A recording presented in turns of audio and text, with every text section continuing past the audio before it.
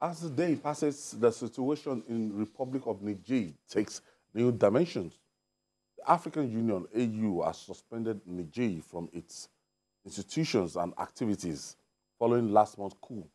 The AU said the suspension remains until restoration of constitutional order in the country.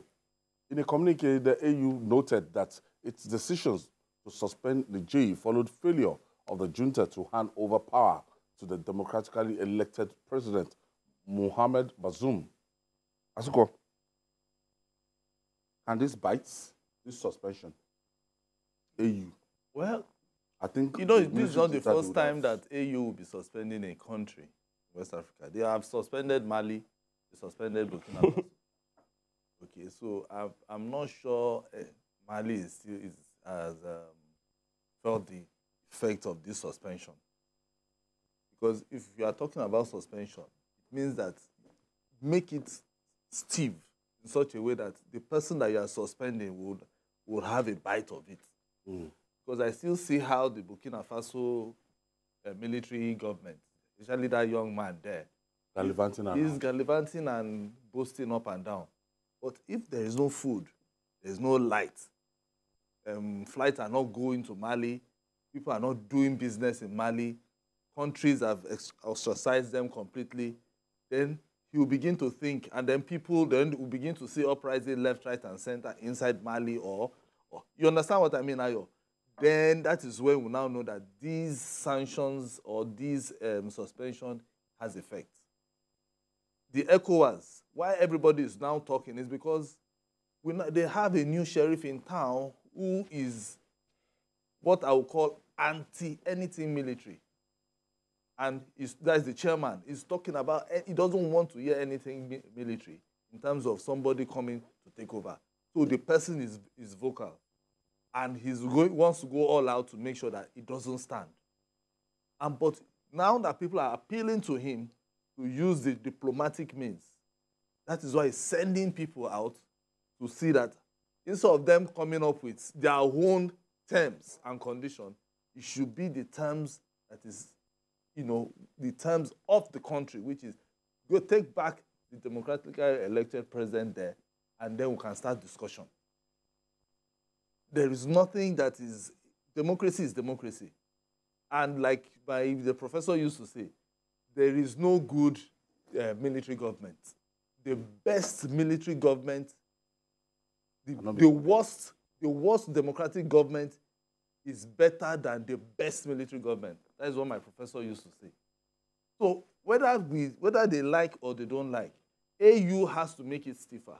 If you are imposing sanctions, you're imposing suspension, it has to be stiff so that they will know, they will have that, they will understand that this thing that they have done is wrong. If not, we'll keep running in circles. The standard force will just be there. Nobody's giving support. And like they said, like AU has said, they are not thinking even about the military intervention because they want to evaluate it, the repercussion. So we want to see how this is going to pan out, Ayo. And ultimately, when you look at the junta, they don't care. And they are not talking about transition. When they talk about transition, we know they don't keep to their dates. And they are just... They mentioned 3 years. 3 years. Can you imagine 3 years? Well, I hope that all the international organizations should keep up the pressure.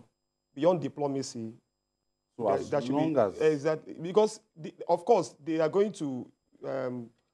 this initial braggadocio, this standing, I hope it is going to stop one time. I mean, on the part of the junta. Because I've seen there have been a spate of sanctions, really. Not only from ECOWAS, from the United States of America, from Canada, from France, from Netherlands, from the World Bank, security assistance, financial aids have been stopped or suspended. Now, AU's... country that is not functioning exactly. Well. This is the country... Normally. In 2021, the United Nations declared Niger as the least developed countries. This is the country that almost 50% of them are living in extreme poverty. This is a country that 83% of them are living in rural areas. This is a highly illiterate country. I mean, yes, over 80% are living in the rural areas. So I don't know how long they will hold out. And this is a country that has always been very unstable. You hardly have a head of state that finishes the tenure in Niger. In the history of Niger, it has always been Coup. It's always been head of state being moved. And when people are tired of the person who has planned the coup, they also push the person out.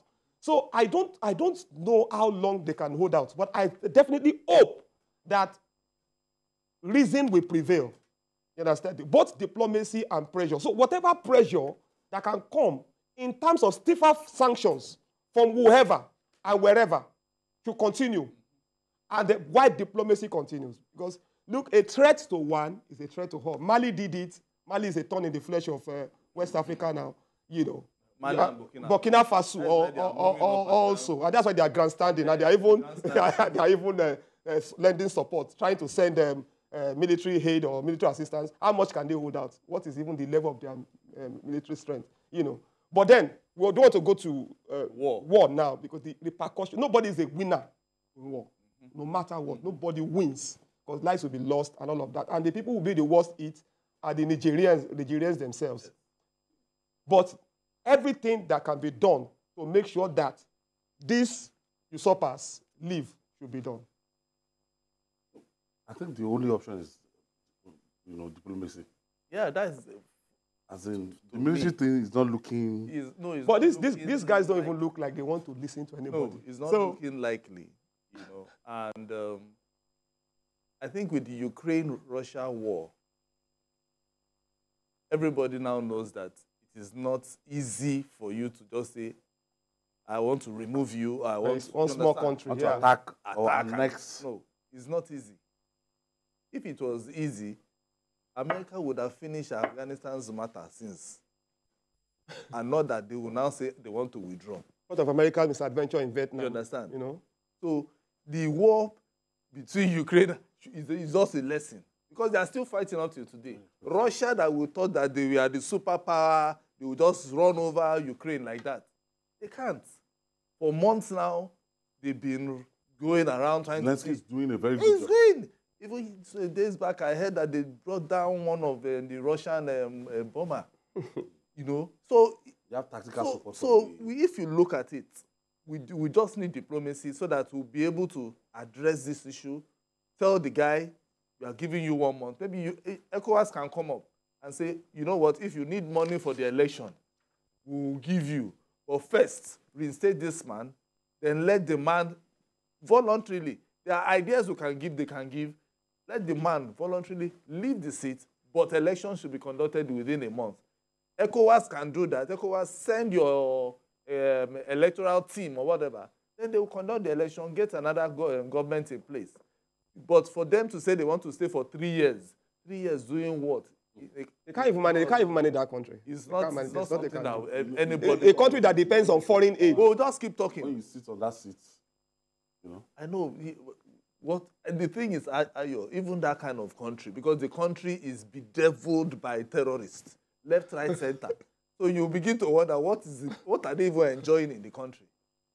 Because most of them, they come to Nigeria. Some of them are the ones riding Okada in Lagos and some other places.